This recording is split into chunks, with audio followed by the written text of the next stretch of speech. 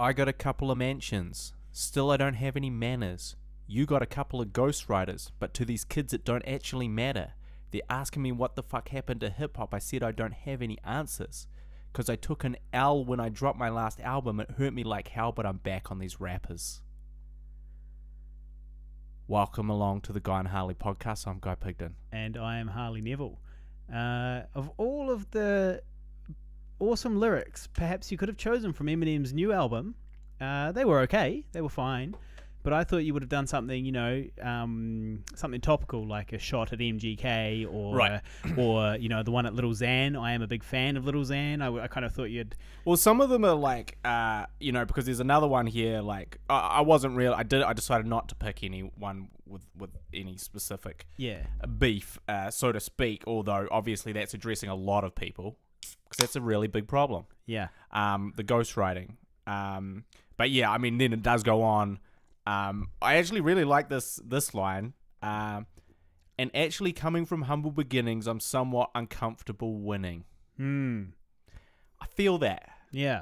Because you're kind of always looking for validation with your work and stuff. And you're like, man, I just wish people would come up to me and tell me how great I am. And I wish people would just come up to me and tell me like how much they love my thing. Yeah. And then people actually do come up to you and do that sometimes. And you go, cool, thanks, man.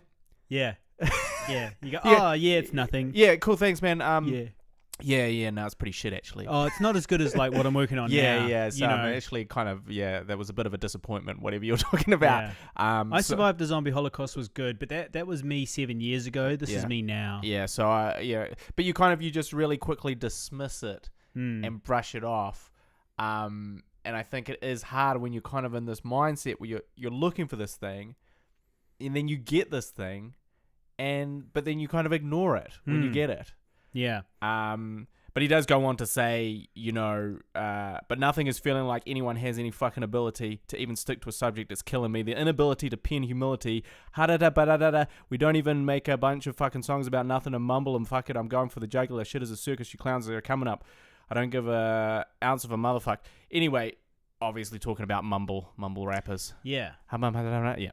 So anyway, Kamikaze, I highly recommend anyone that likes Eminem or good rap should check it out. It's a good album. Yeah, I need to give it a better hoon. It's not bad. It's not bad, though. Now, me, on the other hand, I love it when people come up and give me the validation that I so desire. And, I'm pretty good at accepting it when you give it to me. So, like the other day, a dude came up to me after a poetry show and he was like, that was really good. I really liked the flow and the sort of how, your use of pauses and so on. And I just like took my trousers off and started jacking it right there in the middle of the bar, basically, because I love that type of thing. And I was very grateful. Well, look, there's the thing, and it is cool. And I keep forgetting because I've had a few incidents that I meant to mention on the podcast where like people hit me up. Like, I don't know if we've talked about this yet, but someone in my Uber told me that they studied I Survived a Zombie Holocaust as part of their... He didn't tell us that. As part of their... Like, they were doing a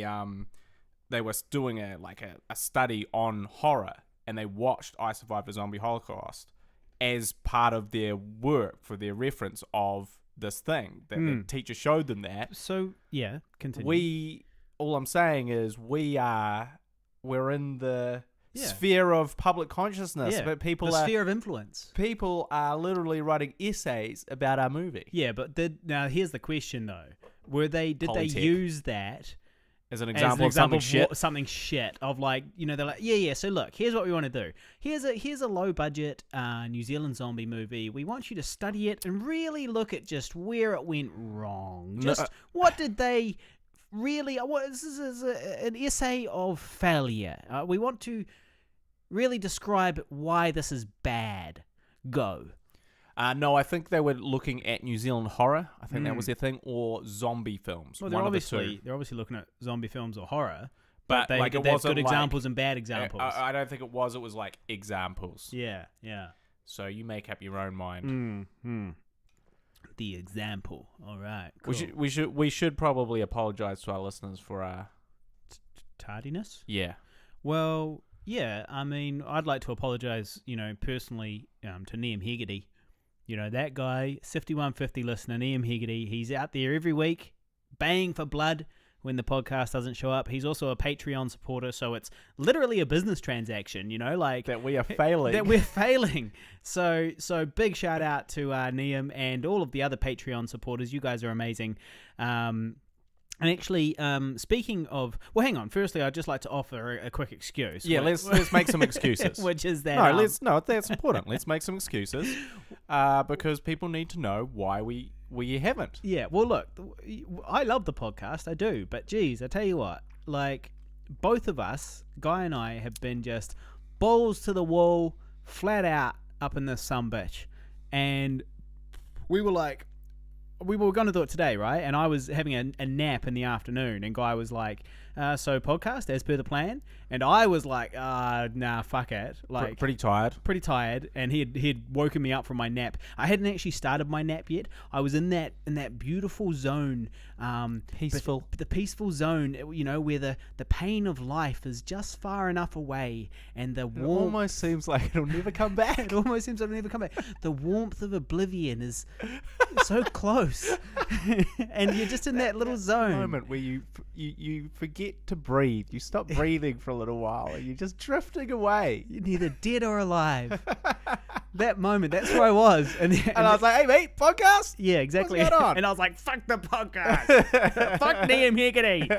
Fuck the Fuck 5150. I wanted to end it all right now. And because I worked today a 9-hour shift, right, filming at a hospice event. So it was all day. It was all about death, obviously. It was a lot of old people talking about death and illness and, you know, these types of things. And it was, it was mentally draining to be there all day, sort of listening to that stuff and thinking about that stuff. And then, Guy wakes me up halfway through my nap. And then anyway...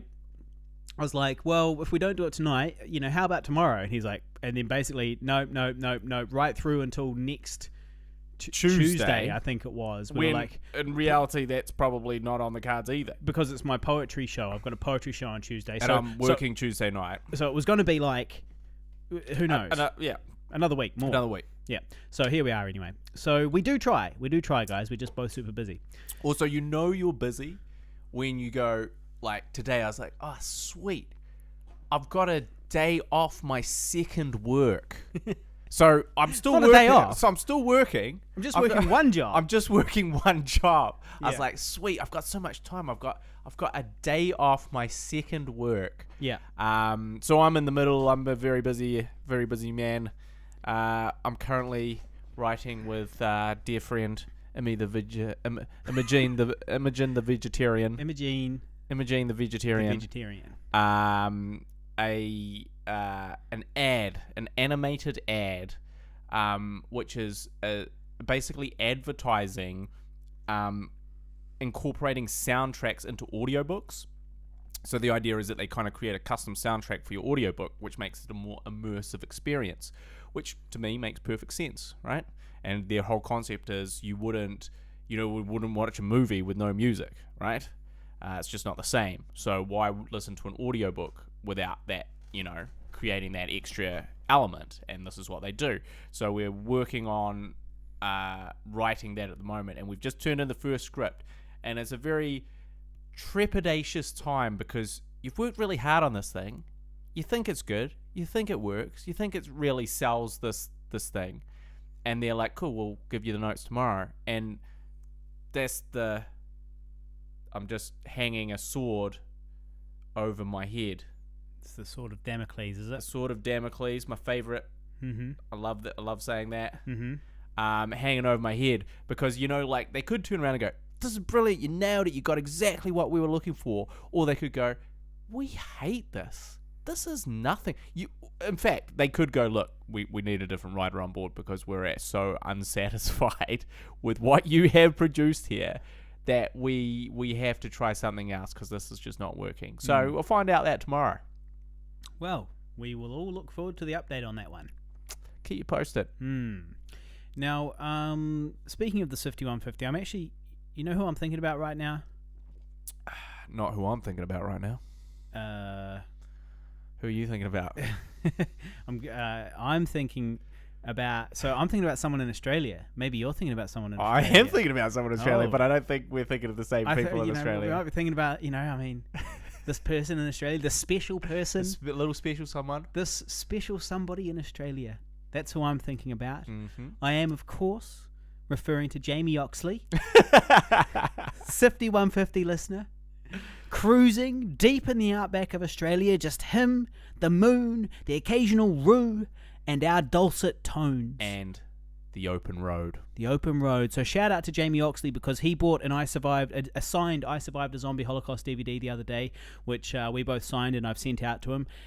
So if anybody would like to get their own I Survived a Zombie Holocaust signed, we do ship those puppies worldwide. So you can get them on the Facebook page, facebook.com/Guy and Harley. And if you're watching on the live stream, which fucking 6 people are, we've gone fucking viral. I just checked. We've gone viral. Mum! We've gone viral!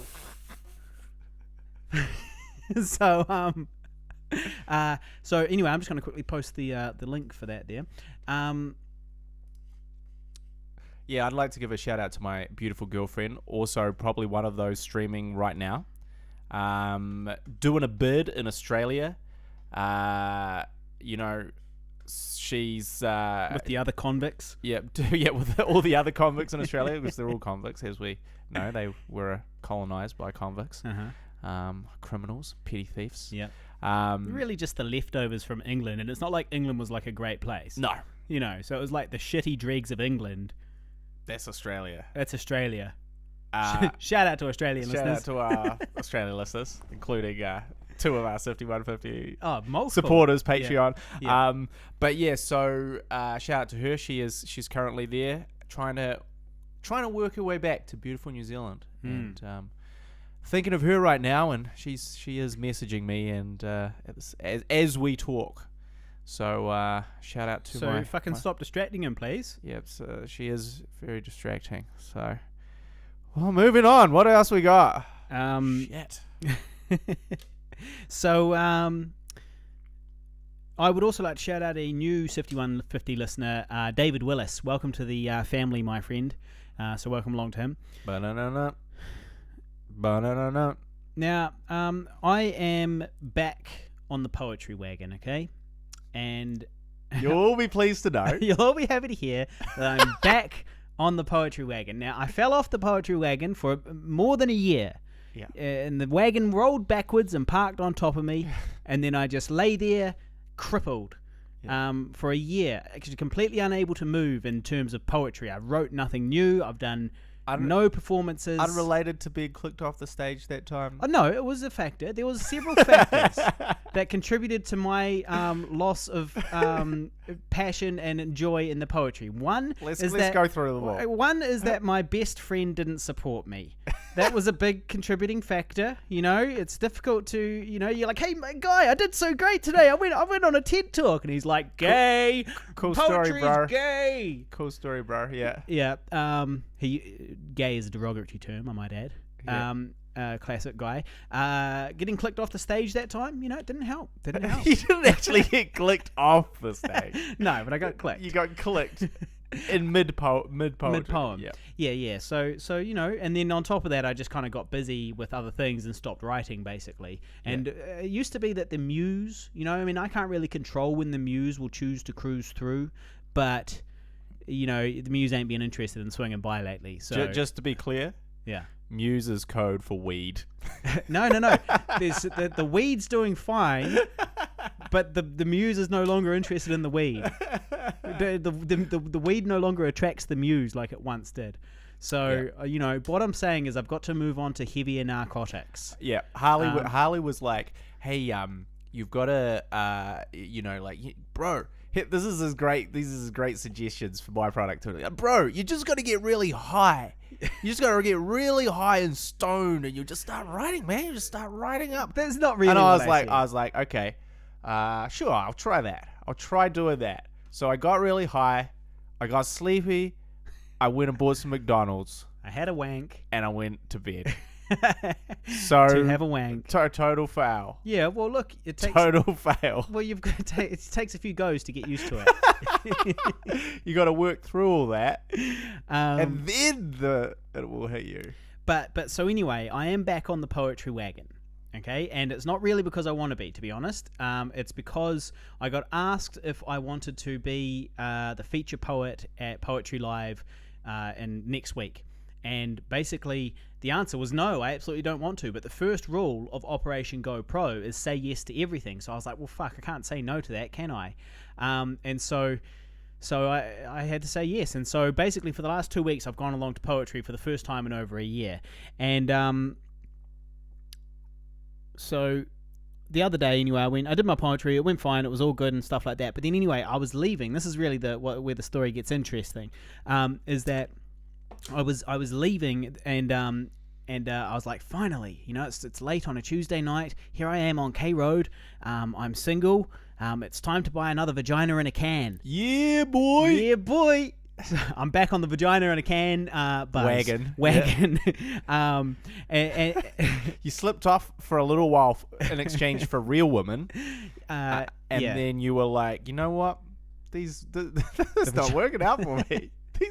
This real life stuff ain't working out for me. Yeah. Go back to vaginas in a can. Yeah.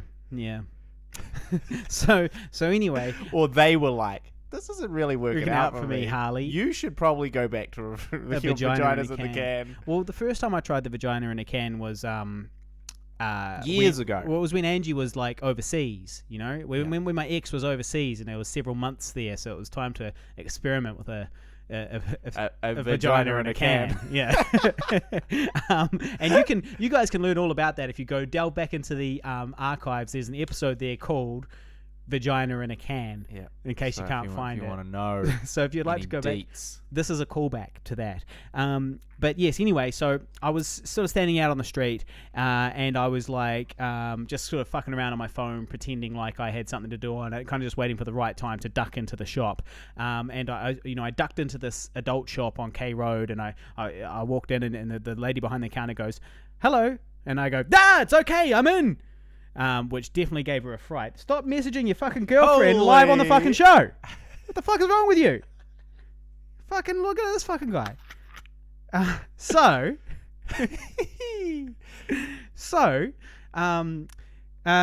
vagina's in a can. It's distracting me now. I'm sorry. So anyway, I walked in and I gave her a fucking fright anyway because I was so like on edge. What, in the sex shop? Yeah, in the sex shop. We weren't fucking listening. So I walked in. You were so on edge. Yeah, as in I was like trying to walk in without people seeing me because it's directly across the road from the poetry. Oh, yeah. So it's that would be embarrassing. It would be very embarrassing. So like, it's kind of embarrassing if I walk out of the poetry shop and walk straight into the sex you shop. walk across the road. You go, hey guys, thanks. Yeah. Hey, thanks. The great Thank you very much. Good night. Hey, you go. Thank you. I hope I've changed your life. With my my poetry about changing the world, about saving plastic, about love, about relationships, about being not believing in God. I hope I've helped you all. Thank you very much. I'm just going across the road to get a vagina in a can. You can take me very seriously still. Well, so you see, I had to be careful. So I walked in, and I wasn't really expecting anything. And the chick behind the counter goes, "Hello," and I was like, it's okay, I'm in." And I literally yelled that like a little bit too loudly. I was like, and then she got a fright. But I sort of played it cool. But anyway, look, I did get some bad news about Genie in a Bottle. Right. My favorite brand of vagina in a can. They've gone out of business. I think they weren't in stock. Like you I fucked them all. I fucked all the entire back catalog, the entire stock. Basically, what happened though is that like we've noticed a huge dip in our sales recently. And it's all attributed to one Harley Devil not coming in for a vagina in a can. It was when Angie came back from holiday. Yeah. They just went out of business. And so anyway, for those of you struggling to sort of a picture what this vagina in a can is, I want you to picture it like a sort of a half tube of Pringles, right? Yeah. You take the Pringles out and you've got a fake vagina in there. Instead. You get that in there, yeah. So, once you pop, you can't stop. And so I can't walk down the Pringles aisle in the supermarket still to this day without getting a boner. So, but anyway, without chubbing up. So anyway, I think they're out of stock. I tried Google. A Genie in a Bottle, a bunch of stuff about Robin Williams and Aladdin came up, which was very difficult to fap to, but I did get there. You did get there. Look, Aladdin is a handsome man. Yeah. You know. The genie is the blue genie. But that blue genie was really what? He's big, he's broad, he's big shoulders. You rub him and he comes out. Anyway, so yes, it is a very sad episode of Who's Dead this week. It's a sad day for bachelors everywhere because the Genie in a Bottle is gone. So what, did you pick up a different brand? What was the deal here? Well, I would just like to say that the variety and range of vaginas in a can that Genie in a Bottle had was truly impressive. It was a social service that they were providing, and that they will be sorely missed. Did you inquire about the Genie in a Bottle? No, I didn't actually. But here is what happened. I picked up the nearest competitor, which is called the Zolo. Yeah. And from across the store, the chick behind the counter goes, that's only 2 use. Yeah. That's hilarious. That's only 1 or 2 use, she yelled from across the freaking store. Knowing, standing there holding these fake vaginas. Knowing that you were trying to be discreet. Well, also just knowing, like, this guy looks like a creeper. Like, he's a bald guy. Bald, creep, pervert. Of course he's going to try and fuck this thing about 100 times. I better just warn him that from a sanitary point of view, that's not going to work out well for him. 1 or 2 use. 1 or 2 use? Yeah. Sir? Sir? Yeah. That's only 1 or 2 use. Yeah, but I was like, canned goods never go off. And I was like, you don't know me very well, lady, okay? I will make this puppy last. Well, of course. You're like, look, this is going to cost me $20, $30? To $35. This is going to cost me $35. You think I'm going to use it one time and for hygiene, I'm using quotation marks here, hygiene purposes, just throw it away? Hell no. No. Like, when I'm done, I'll turn that puppy inside out. And when I'm really done with it, I'll rip the guts out of it, renovate that motherfucker, right? I'll keep the can in order to maintain the structural integrity, but then I'll fill it up again with a couple of raw chicken breasts, you know? Oh, and I'll just fucking go at it, you know? Which is technically both bestiality, and necrophilia. But I honestly don't think that any of the Sifty 150 are in a position to judge me, okay? You know what I mean? Half the Sifty 150 have wanked and the other half are wanking right now. We've moved into some great comedy territory here. So this is what I feel like the new stand-up special should be. Do we have a stand-up special, do we? Well, you've got a new stand-up special. I should do a new stand-up about all of this. Well, you're probably right. After Indiana Jones and the Temple of Poon. Time to retire that's all that. done. That's done and dusted. Yeah. That was the first set. Now we're on to Vagina in a Can. Yeah. Excuse me, sir. That's only 1 use. No, you might be right. Chicken breast. Chicken breast and the Vagina in a Can. Yeah, I should put all that together, shouldn't I? And when I'm done with that chicken breast, I just cook them all up because, the heat kills the bacteria anyway. So does it kill the semen? Yes, absolutely. I mean, it kills it, but I mean, does it erase the huge amounts of semen in there? Listen, mate, you'd rinse it first, okay? I'm not a fucking animal. All right, jeez. Rinse the chicken off and cook it up. Yeah, okay. So anyway, it gets more awkward because at that point, as I was sitting there deciding which one, she decided to come over because evidently I looked like I needed help to decide which vagina in a can I should fuck. Yep. Did I want the one that simulates an anus or would the mouth suffice today? And frankly, she was a little bit too attentive, given that I was selecting sex toys and she was standing like right there, and I was like, and so there was a few different brands. There was one branded Fire, but I dismissed that one because burning genitals was just a little bit too close to home. Hi-yo! and so with her standing there looking over my shoulder, I had to decide between the girlfriend and the trainer, and I figured the trainer sounded like a little bit too much work, so I went with the girlfriend. And I made that gag too. I was like, oh, the trainer sounds like a little bit too much work. Did she laugh? I don't think so. Well, why did she come over? She's not going to laugh. I don't know. She come over? She's not going to laugh along with you. I think it was just late at night and she just wanted to bully me. Right. Yeah. But anyway, I told her not to worry about the paper bag because I'll just chuck it in my backpack, and I joked, no one to hide it from. I joked. Did she laugh at that? Yeah, I think she did. Yeah, she had a little chuckle. The joke here is that if I had someone to hide it from, then I wouldn't really need to fuck a vagina in a can. Yeah. And then I accidentally paid on my credit card because I was a little bit drunk, and she assured me that it doesn't come up on my statement as anything suspicious. And I was like, no one to hide it from. I joked again, callback. And then I checked my bank statement today. Yeah. It came up as Erox K Road. So if I had a girlfriend, I'd be totally busted right now. Yeah. Yeah. But yeah, I'll tell you what, $35, right, for 2 sexual interactions, that is a hell of a lot cheaper than being in a relationship. You know, I mean, when was the last time you got laid for $17.50? You know? That's like in terms of a date, that's fish and chips on the beach sort of material. That's barely, I mean, that's a movie and popcorn. Oh, for one person.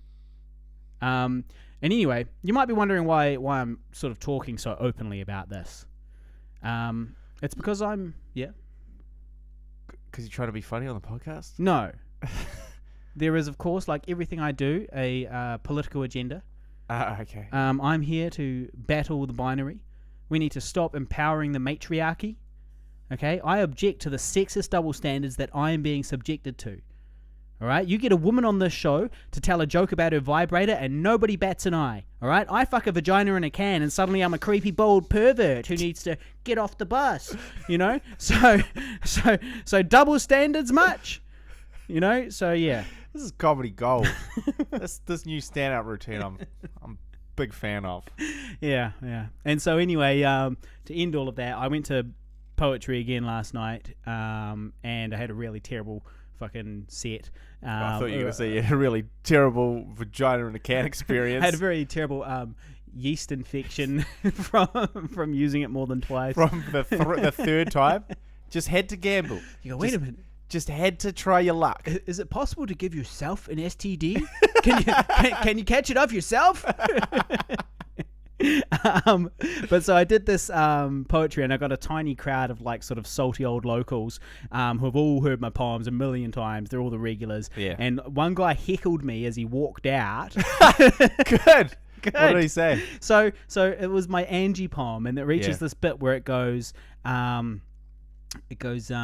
said, quiero ser tu novio, and she reluctantly agreed to let me put her pussy in prison, as she once described it. And but before I got to as she once described it, which is the punchline, he goes, that's a terrible thing to say. Because he thought I was just leaving it on pussy and putting her pussy in prison, when the gag is that she described our relationship as me putting her pussy in prison, which is much funnier. So anyway, he heckled me and stormed out. Some fucking dick. Put me off, and then did you go? Well, no, because you didn't hear the end of the. You didn't listen to the end, mate. Come back, because she said that she said it, so it's fine. She and then right at the end, as the poem ended, and it's the deep, emotional, quiet part. You know, some fucking ball bag dropped a glass and smashed it all over the ground. All right. You know, right during kind of the quiet moment, you know, offering a big distraction. So yeah, that didn't really make me very excited for next week, especially when you consider that I haven't written next week's show or practiced it at all, and I'm working every day between now and next week's show. I just hope that like someone heckles you about the Angie one, like, you know, when you're doing it, and then someone's like, you fucking still on this one, mate? It's been like a year. My best friend, ladies and gentlemen. I hope they heckle you. It's been a year. See what I'm saying? No support. It's been like a year. Yeah, but that's the thing. That's my worst fear, is that that's the thing. I'm getting up, I'm saying the same fucking poems from like a year ago or more. You know, the thing is that a year ago they were old, these poems. Apart from the Angie one. The Angie poem's the newest one. I know. Well, you should probably write a new one. Well, you should probably write a sequel to that one. But I have kind of toyed with the idea of writing a sequel. You should probably write some fucking poems. Well, I would, mate. The problem is that I work all day, every day at fucking literally 7 different jobs. I've got 7 jobs. There's only 7 days in the week, right? So I'm guaranteed to work every day, and oftentimes they double up. And like, so Friday, for example, I'm working 2 separate jobs, you know, on the same day. So she's hard yakka, mate. She's hard yakka.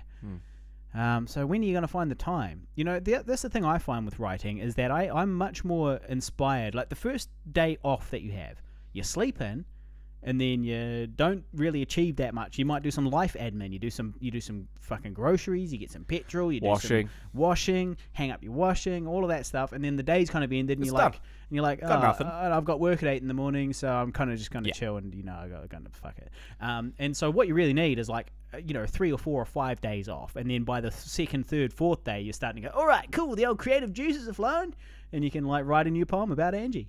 Yeah. The creative and other juices are flowing into a vagina in a can. Yeah. And I feel that you could write another poem. Yeah. Yeah.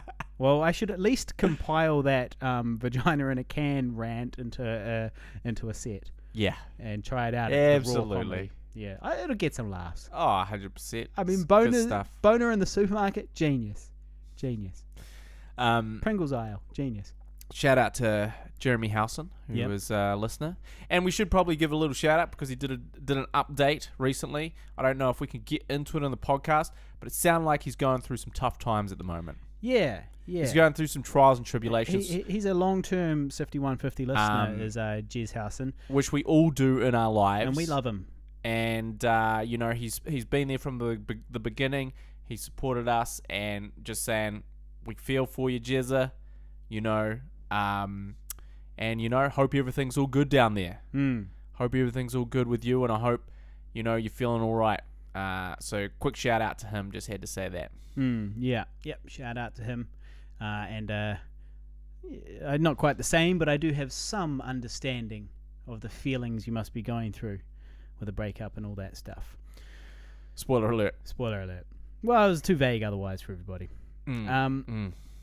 So, keep talking for a second. I'm finding a bit of listener feedback that I got. Okay. Well, we should probably just quickly talk about... So, I found it. But you go. Well, what I've been working on recently, again, another writing project, is there is a type of funding called seed development. Seed development is basically give money to writers to write feature films. Yeah. I give my money to Genie in a Bottle, the Vagina in a Can company for my seed development. So in case you're wondering, like, that's dad joke number 1. He's really steered away from those. Like, it was all good stuff. And then seed development. Now, and I think that's a good one. But that's a classic Harley Neville dad joke right off the top there. Right, good. So I won't put that Harley Neville classic. Harley Neville classic. That's not going seed in the stand-up. Development. Genie in a Bottle. Yeah. So anyway, there is this thing called seed development. And it's basically you get a certain amount of money to develop your script idea into like a first draft. And then maybe you do another draft after you pay for some feedback. Which, extortionately is like, I'm pretty sure you have to give the script reader like $2,000 or something like that. That's too much. Like, $2,000 to read a script and write a page of notes? Really? That's $2,000 worth of fucking work? You fucking serious? Like $500? You got to read it. The reading takes 2 hours. It takes as long as reading the script. You're not paying for 2 hours. You're paying for the expertise of this person, and the expertise has been accrued over a lifetime and a full and rich career full of achievements. A full and rich career full of achievements, and this person kind of going, look, fuck, I don't really want to do this, and I'm half-assing it, and I'm eating fucking Pringles and fucking my vagina in a bottle while I do this thing. Well, they're not paying me to do it. But $2,000, thank you very much. Well, good. Okay, but don't hate the player, mate. You got to hate the game, right? I do hate the game. You've got to be the one who's getting paid $2,000 to read some guy's shitty script. My name is down on this list. No one's asked me. Well, you just got to keep at it, mate. You need that lifetime and that rich career of achievements, and then it can be you getting paid $2,000. And I tell you what, when that happens, you will not be bitching. I still think it's too much to take away from the actual writers of the project. And that's really my issue. It's not like imaginary money like that could come back to you. So anyway, you've got to give it for review after it, and then you do it like another draft, then you submit it to them. And I don't really know what happens after that. I think then you go into the New Zealand Film Commission side of funding, where you ask for development funding. So this is sort of, and it's a great initiative. Apart from that $2,000 bit, it's a great initiative in the sense that it basically gets writers to write their feature film, and they do it for But yeah. who's paying the 2,000? So they give you this grant, right? Yeah. $2,000 of it has to go Right. So to a say script reader. say they give you $10,000. Yes. You have to give 2,000 to a script Yes. reader. So really, they're only giving you 8,000. Exactly. And they're hooking up their mate with a sweet gig. Exactly. Yeah. And so anyway, we have just recently. So I did it in the beginning. So from 2011 or 2010 to 2016 or even 2017, I submitted for almost every single thing that I possibly could. Right, like every single initiative, every single thing. Submit, reject. And then somewhere in 2017, or maybe late 2016 to 2017, I was kind of like, fuck this. I've written all this shit. I've spent so much time doing it, as opposed to actually doing it because I was writing this proposal, this thing. And I'm not saying that you do have to do those. Like, this is part of the game.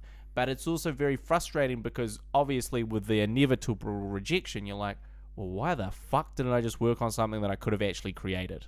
You know, like instead of like jumping through all these hoops to kind of create this thing and write a bunch of bullshit, you know, like, why didn't I just sit down and write it? Like, the time it took me to write this proposal is probably almost the equivalent of the time it would take me to write the actual thing. The actual script, you mean? The actual script, yeah. or the actual whatever it was. Yeah. And it's like, so I've just, but now obviously my will and my hopes have been dashed, so I don't feel like doing this because they've just shat all over it. And so anyway, I used to submit, and then kind of around 2017, I was like, you know what, this is just not like when do I get the when do I get the hint? When do I take the hint? So I sort of shifted away to kind of working more on our own stuff and working maybe harder on those things. But we did submit for seed development, and we submitted with this idea called The Family. And The Family is a spin-off of our award-winning short film, No Caller ID.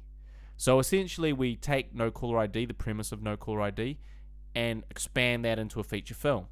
And we have submitted that. We'll find out, I think, in 2 or 3 weeks whether we get the money to turn that into a feature. But it was a very good exercise, even in the sense that we now have a treatment of that. So if we were to ever pitch it to a producer, we're like, well, here's the treatment, you know. Yeah.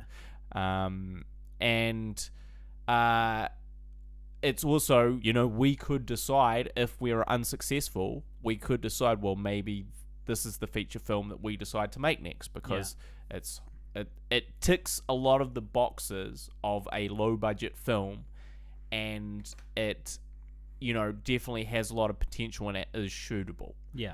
So quite excited by that. You read the synopsis or the treatment. You just said you read it. Didn't give any comments. You on didn't it. really. You weren't like, man, this sounds really cool. I could really be on board with that. Yeah. You just said you read it. Yeah. Would you like to expand a little bit more? No, it was good. I liked it, and I liked that it was quite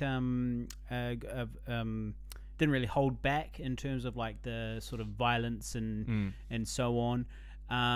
It did have a sexual element to it that I felt could potentially hold it back in terms of people willing to fund it, because it's kind of, you know, I mean, without really delving into what it's about, there's definitely sort of a sexual aspect to it, which I don't know. Just don't know if that was that type of thing. It's very commercial or not, but I guess we'll see what they think. But I mean, overall, I liked it. I liked the concept and all that. And when I put it down, I was like, well, I like that they didn't pull their punches, which is always something that pisses me off in any film or Can't any pull your creative punches. thing. Can't pull your punches. Fucking hate that. Especially in horror, you know, everything's been done. Yeah. You want to try and... So this is a horror film, obviously, what we're talking about. There is, and you know, we would sort of expand out some of the characters from the original No Caller ID, including your own. Yeah. What type of role will you be playing in this new? Well, do you want to tell them or what? This is probably what I was saying about the sexual element of things.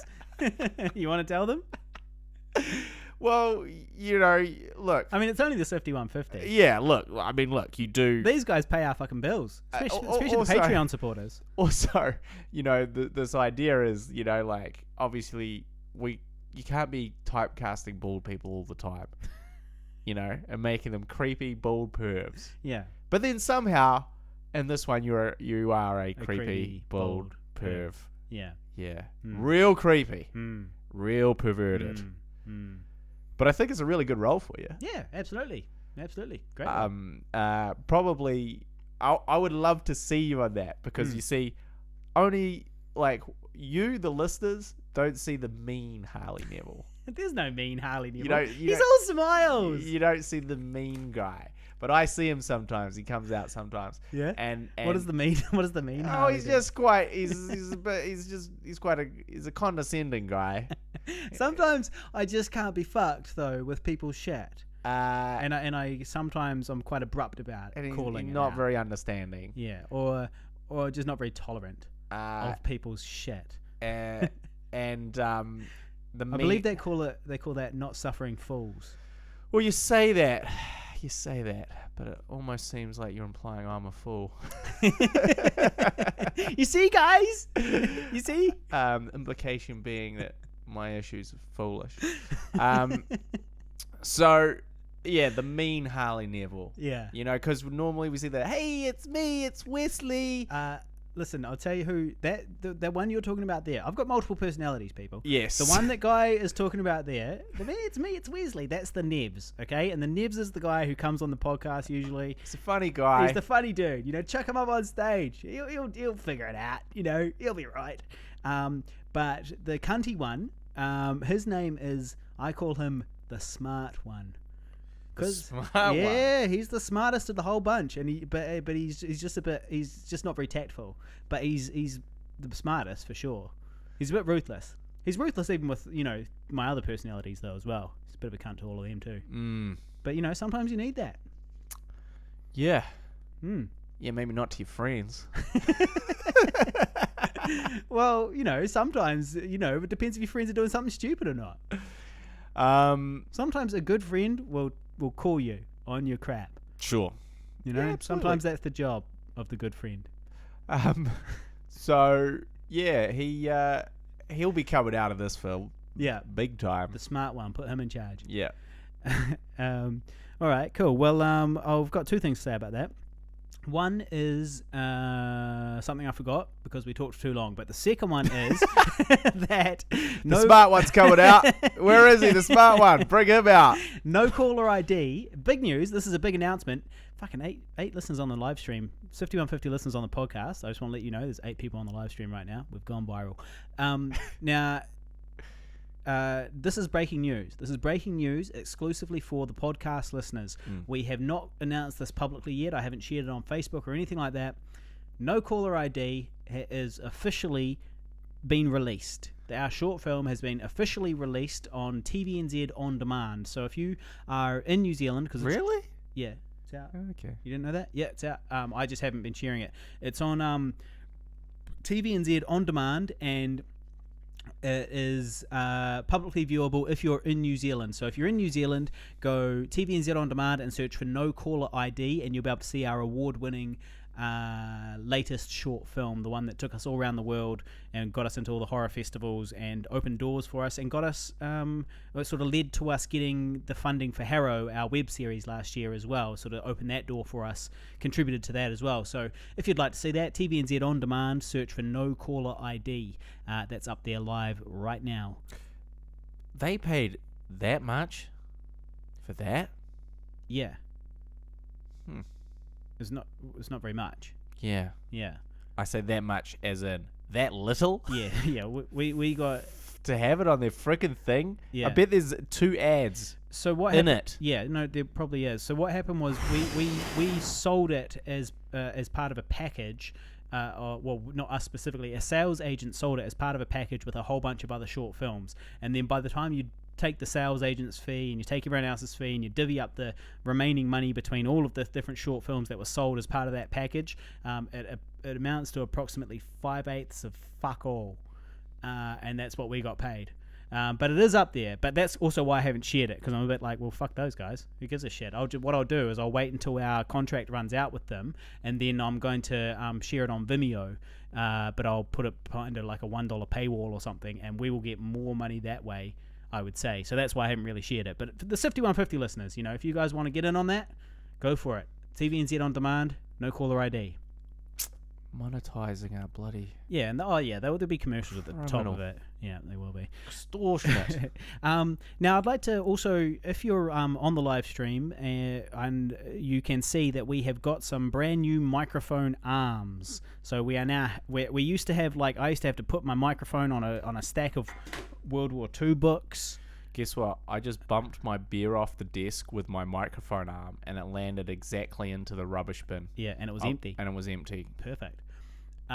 Yes, so anyway, I'd like to shout out the Patreon supporters, because that's the type of thing we buy with the Patreon money. So thank you very much to you guys. I'm still working on putting a crawl up on the screen. I'll figure that out. But anyway, we've got some these arms now on our mics, and it's a million times better. So thank you very much to our Patreon supporters. If you'd like to support us on Patreon, you can go patreon.com/pigville, and you can give us $1 a month, and we'll keep on putting out these shows for you. Now, I'd also like to shout out to Sifty150 listener Anu, because Anu gave us a donation via Buy Me a Coffee, which is buymeacoffee.com, and you can go there, you search Pigville on Buy Me a Coffee, and you can donate there. If you just don't want to do it monthly, you just want to give us a one-off donation of $1 or whatever, you can do that. So go Buy Me a Coffee and search for Harley, Neville, or Pigville. I'll post the link. Anyway, Anu had a question for us, a a listener topic for us. Mm-hmm. She said, what's up with our generation not really caring about what's happening right in front of our eyes, and instead indulging in a fantasy world on our phones and in social media? And most of us, what we project on social media to the outside world is not even close to reality. So yeah, that's what what she wants to know, our thoughts on that, which is what's up with all these people living in these fantasy social media worlds, I don't get that. So these social media worlds and blah blah blah. So anyway, I say to that, you've prepared a speech. No, I haven't really.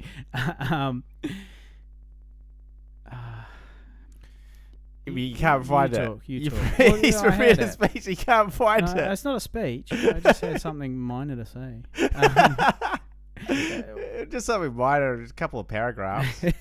I jotted down. Okay, I was going to say that nobody likes narcissism, right? But I don't think that social media posting is always narcissistic. We naturally put an idealized version of ourselves forward when presenting ourselves to the public, but it's much like putting makeup on before you leave the house. Right? It's the same sort of thing. Very misleading. You put on this fake version to project to the world. It's like putting on some lippy before you leave the house. It's not 100% true, but it's it's what an idealized version of you, but it's still you. And so that's what I think about that. Do you have any thoughts on that? Yeah, look, I think it is a problem. And I think more of it is the problem of living in that world. And also, as I Uber around, people just when I so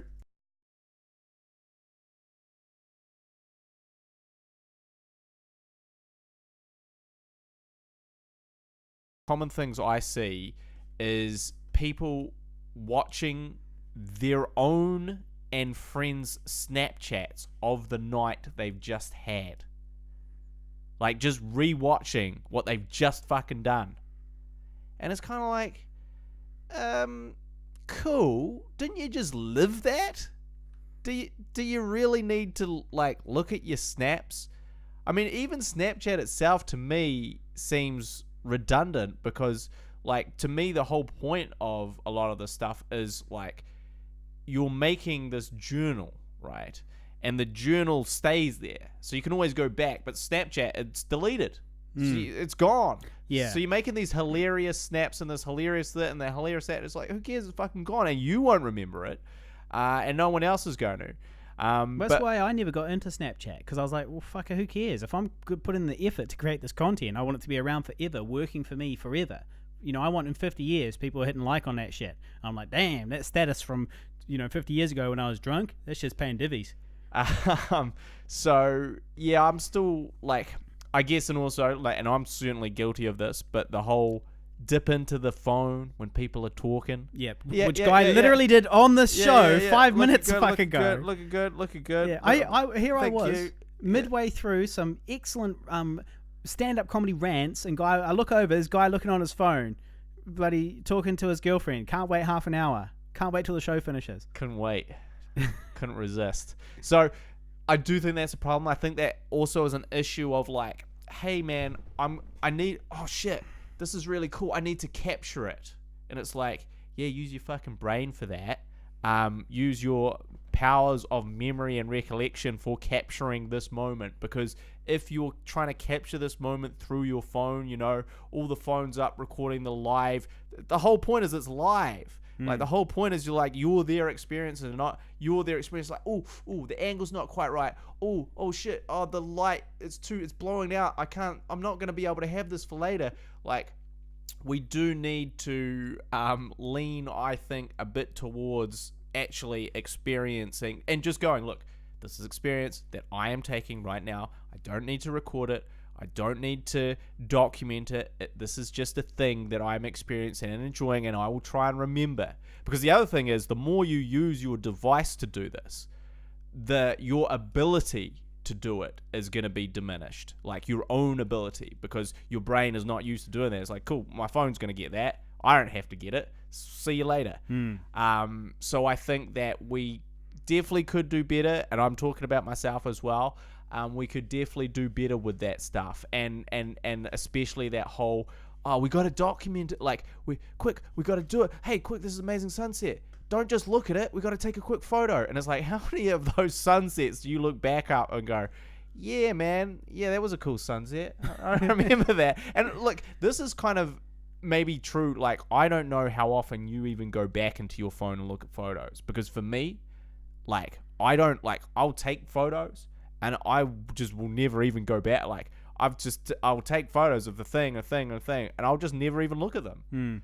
I basically just use them for social media content then and there, or I never use them. Yeah. I never look at them. Also, shout out to my humble tag team partner, Will Stone, who says he completely agrees with you about this social media stuff. Yes. Says vintage me. Yeah, vintage guy. Vintage guy. Yeah. But shout out to the man. Yep. Now, while we're on the topic, I do have actually a poem about social media, and seeing as I've got a show coming up next week, I guess we better see my best friend, ladies and gentlemen. He should be like, "Fuck yeah!" It's cool to give me a chance to check my phone, see what my girlfriend has sent to me. Yeah. Okay. Well, this one's for Anu. Then this poem goes out to Anu, 5150 listener. It goes like this. It goes, I see Kim Kardashian's ass at the top of CNN.com, and it makes me apprehensive. LinkedIn, Instagram, Tumblr, YouTube, you choose. I'm on them all. I've got 10,000 friends and 0 connections. I stroll city streets, stressed, slipping between shrieking, beeping, smartphone zombies. Then I check my news feed and all I see is babies and cat memes. I'm sick of not having conversations with people. I'm sick of not making eye contact with people. When I contact people, they leave me on scene. I'm sick of sitting at my screen, jerking off about people that Facebook says I'm friends with. Feel free to add me. I'm sick of my life. I'm sick of Friday nights bathed in screen light. Friday night used to be about street lights and street fights, risky sex and 2 a.m. meat pies. I'm sick of reminiscing. Sick of pretending. Meat pies. Sick of knowing that I'm going to die one day. I'm sick of that. I'm sick of stupid people. I'm heckling Harley from the podcast next to him. Oh yeah, I'm sick of that too, man.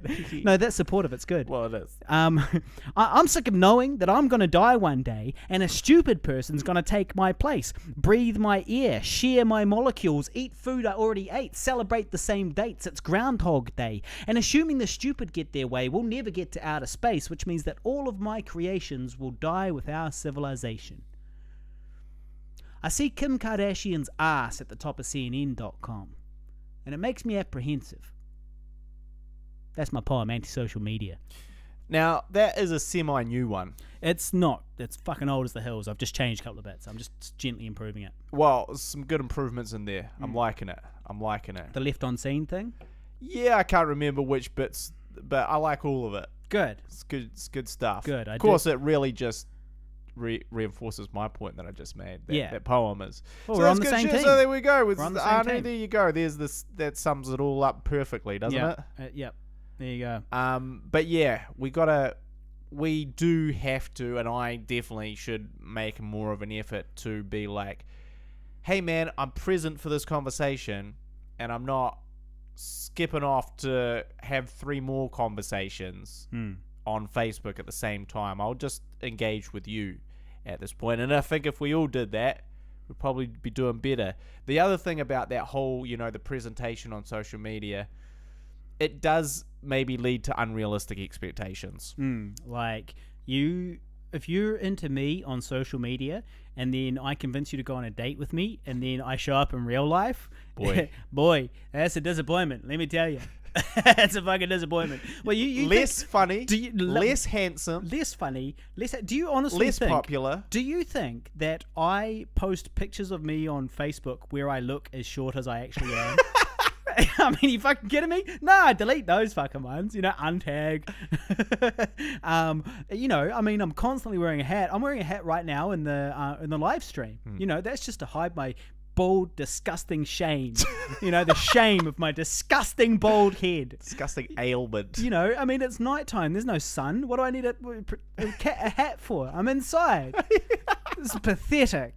And so when I show up, all short and bald, and way less funny than I make myself out to be on social media, you're definitely going to be disappointed.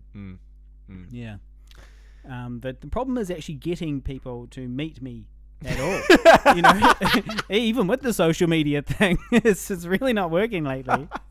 The problem has been the sell of the actual real life interaction. Yeah. We're talking about we need to get off social media. Well, sorry, it's the only way we can talk to girls. Yeah, exactly. Sorry, that's the only way they'll talk to me. They won't meet me in real life. No, yeah, I have had a few different Tinder dates. We might as well open up the Tinder files. Open them up. I have had a few different Tinder dates lined up that were cancelled. Usually at the last minute, as I sat there with my roses, waiting at the restaurant. At the restaurant. Candle, candle in the middle of the table. Yeah, and then you just quietly blow it out. Not today. Not today. No. Well, look, I did actually have a date lined up.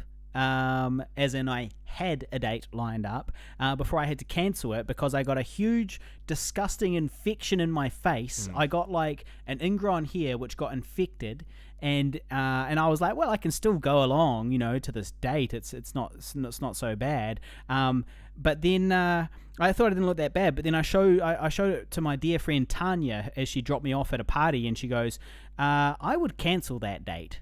And she goes, especially if it's a first date, are you going to the doctor? And so I was like, okay, I better cancel this date. I've been living in denial. And I did go to the doctor and I got some antibiotics. You'll all be happy to hear. And now all is well. But also, do you want to talk about what it was? No. It was a bacterial infection that the antibiotics got rid of. And so this I almost died. I could have died. And so anyway, this date that I had to cancel, she was only 21. And I know what you're going to say, Guy. You're going to say you're a disgusting, lecherous, old, disgusting man. Yeah. Yeah. To which I would reply, that's what I love about these Bumble girls, man. they get older, I stay the same age. All right. Right. No, and look, I don't think any of the 5150 listeners can judge me. If a 21-year-old beautiful student wants to go out with this 35-year-old man, this short, bald 35-year-old man, honestly, who among the 5150 listeners could say that they would say no to that, or what? I guess the women would say no to that, but the women, even so, who can judge? Who can judge? A beautiful 21-year-old university student wants to meet me for a date. Am I going to say no to that? And I've said it before. Millennials are smart. Age is just a number. They appreciate emotional maturity and financial security. So, which you offer neither of. But they don't know that. They don't know that yet. They think I'm a 35-year-old successful dude. Well, we'll ask if you rescheduled that date. We sort of were going to, and then things got busy and sort of complicated, and then I never rescheduled it, basically. But maybe one day. There's still time. Yeah, there is still time. She's only 21. She's only 21. When I'm 50, she'll be my age. Oh boy. Oh. Jesus. So anyway, there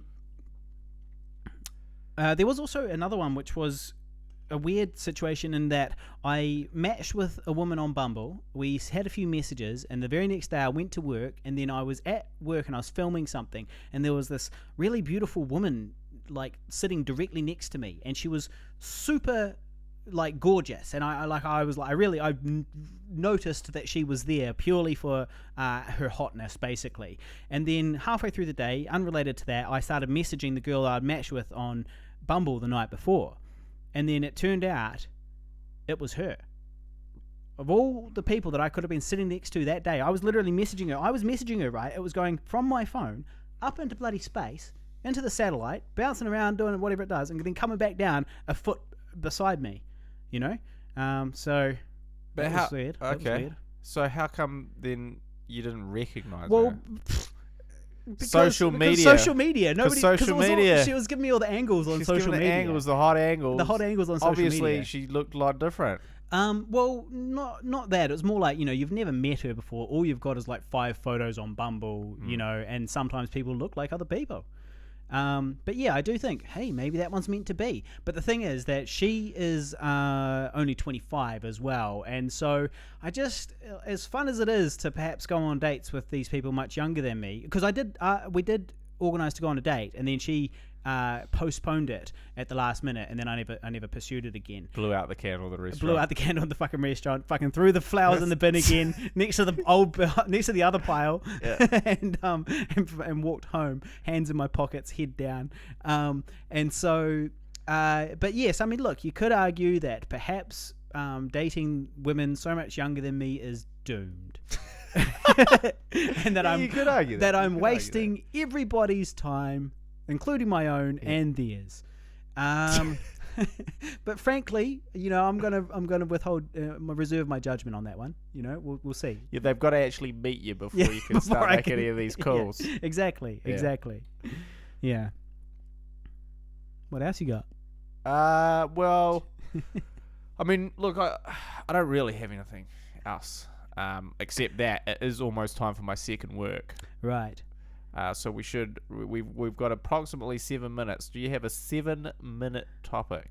You got Nigel Farage. Yeah, I do. And you've got Why I'm a Filmmaker. Yeah, well, Why I'm a Filmmaker is shorter. But this why I'm a filmmaker, right? People often ask me quite regularly, over the years, why I'm a filmmaker, and I never really have anything good to say. I'm always like, I don't know. I guess it's, and I can't really think of anything. But the honest truth is that it's the only thing I'm interested in. It's the only thing I want to do. It's not that it's I've just kind of got nothing else to do. That's the only thing I want to do.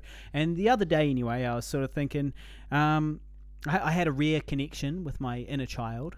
I was molesting my inner child, and I realized that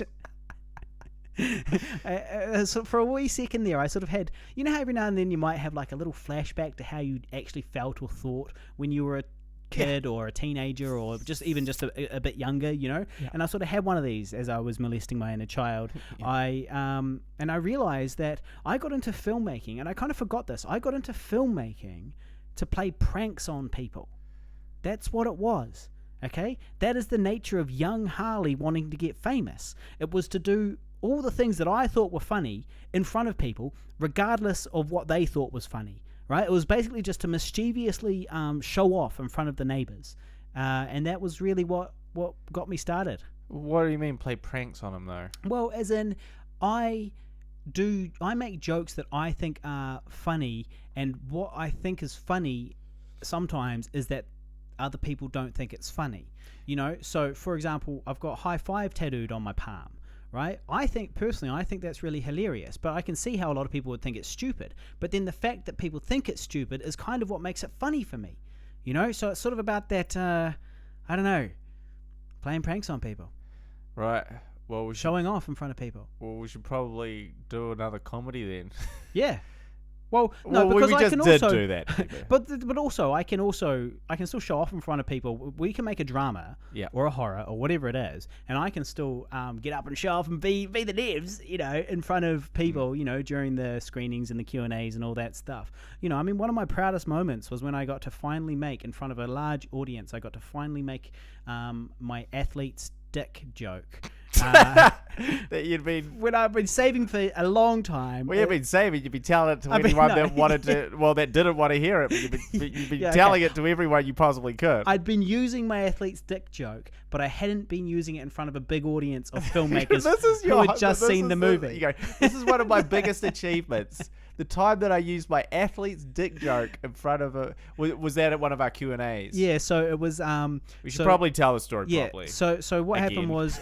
So in I Survived a Zombie Holocaust, I had a nude scene, and you would expect that, you know, and in the nude scene I had to wear a cock sock, which is a sock designed for modesty that you put over your penis and balls so that the crew don't have to look at your dick all fucking afternoon. Yeah. And so I showed up to set. Genius invention. I showed up to set, obviously, because this is a real movie. This was funded. It was a fully funded $250,000 feature film. I'm the lead actor. I showed up to the nude scene that day assuming that there would be some sort of special contraption designed to hide my junk, and then we all looked around and looked at the wardrobe department, and they were like, what do you, there's no special thing, what are you talking about? And it's literally just the sock. And so I ended up getting my own sock off my foot and a hair tie off one of the wardrobe girls. She didn't want it back at the end. And I put my sock over my dick and balls and then used the hair tie to, you know, tie it on there. And that was the, you know, and then we filmed the scene, and I walked around all day just wearing a sock. But ever since then, I was always hoping, fantasizing for the day that, you know, somebody might ask me about that scene so that I could tell my joke. And my joke was just, my joke was, how did it even go? Like we did the scene, and then it went very smoothly, and I just used the sock from my foot, which led to a very nasty case of athlete's dick. Genius stuff.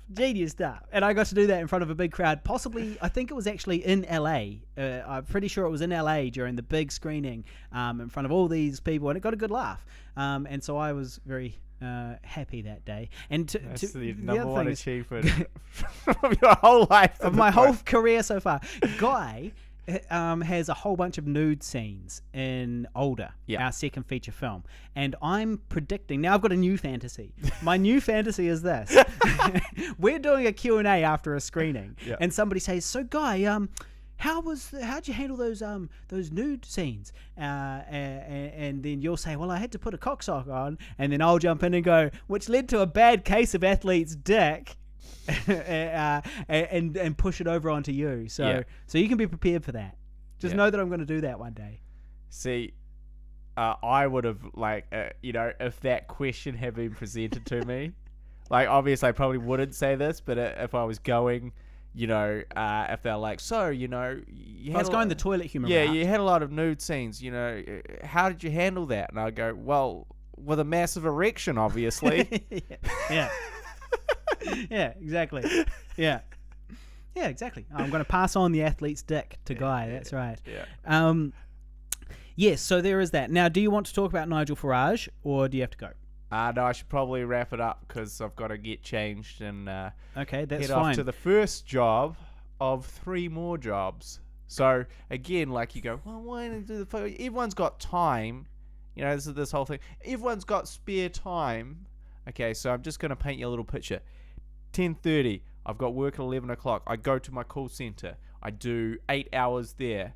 Okay, 2 hours. It's 10:30 p.m. just to be clear. So finish at 7 a.m. 2 hour break. Then at 9 a.m. I go and film this. What time did you get up today? Oh, I got up late because I knew I'm gonna have to stay up all night. So, Uh-huh. well, to be fair, again today. So what did I do today? So I finished at 7 a.m. Then I Ubered for 2 hours. Then I went to bed. Because that's what you want, an Uber driver who hasn't slept. Who hasn't slept at all and is incredibly tired. And then I went to bed. Then I went to the gym. Then I do the podcast. Now I go back to work. I finish work at 7 a.m. I have a 2 hour break at 9 a.m. I've got to do some filming with 5150 listener Sam Jukes. The lovely Sam Jukes. Shout out to her. Do some filming with her for, I don't know how many hours, but I'm guessing maybe 3 or 4. Maybe longer. I don't know. Then I have another little break where maybe I will sleep a little bit until 4 p.m. where I do some more filming for 3 or 4 hours. And then that's my day tomorrow. Yeah, well, I'm working 8 a.m. until 4:30, so that's pretty tough. So that's a hard life. So that's tough. That is tough. That's 8.5 hours. That's half an hour longer than is humane, if you ask me. Well, I'm just saying I'm probably going to be awake until around 8 or 9 p.m. tomorrow when I finish filming. Well, this is why we couldn't postpone the podcast and we had to get it out Had to be done. So anyway, that's a good thing. It means we can leave it on a cliffhanger, which is that next time we talk, we will discuss Nigel Farage, who is known as Mr. Brexit, and he's somebody that I had a personal interaction with recently, and I had some stories to tell about him. So we'll get onto that next time. In the meantime, though, thank you very much for listening. If you've enjoyed the show, please go on to Facebook, facebook.com/GuyandHarley, and hit like, and that really helps us. Also, if you'd like to give us $1 a month or any donation a month, you can go to patreon.com/Pigville, and you can join the other Patreon supporters there who we love. And the other thing you can do is you can give us a good rating on iTunes, a 5-star rating on iTunes. Oh, and by the way, we are now officially on Spotify. So if you want to listen to the podcast in an even more convenient way, do it on Spotify. And if you're watching on the live stream, make sure you hit follow before you go, please, because that really helps us as well. Other than that, and one last thing, scroll if you're on the live stream, you can actually buy new merch from us. And I got an email today from Streamlabs, which is the merch people, and they said that they're shutting my Streamlabs store because I've sold literally nothing. so if you scroll down, if you scroll down the bottom, you can see a big poster that says no caller ID, and if you click on that poster or on the link underneath it, that will take you to our merch store. And if you buy I've just got to sell one piece of they won't close down the store. And they won't close down the store. So yeah, if you guys can go and have a look at that and see what you think. Also, I've never ordered anything from there, so I'm really interested to see at the quality of it and all that type of stuff. So yeah, please do that. And I will also post that on the Facebook page, facebook.com/GuyandHarley. And yes, on iTunes you can give it a 5-star rating as well. Yeah, 5 stars is what you want. Yeah, on iTunes. So yeah, shout out to my humble tag team partner Will Stone. I'll be having a match with him on Saturday, which I'm really looking forward to. And we're waiting for some new wrestling gear, which we're also really looking forward to, but keeps getting put off. So sorry about that, Will. I know that you're listening, and I'm just going to tell you officially, I followed up with Linda, who makes all our wrestling gear. I said, Linda, any update on our new wrestling gear? She replied to me, I'm doing a lot of wrestling gear. ... She obviously had no idea who you were. Zero friggin'... She does. She's got my number. She knows. She didn't say that. But she texts me sometimes. Right. Hey, your thing is finished. and that's all she could give me. I'm doing a lot of wrestling gear. So thank you. And anyway, shout out to my beautiful girlfriend, Titi. You've already shouted her. I know, but wrap it up. She sent me some very she sent you some distracting bullshit during the show. Some very nice messages. Some very nice. Another some titty shots. Now the next time you're on the show as well. Next time we do the show, we'll also talk about how Guy was accosted by a stranger recently. About his mullet. But we'll get into that next time. So yes, to the 50 listeners, thank you very much for listening, and we will see you next time. See you later.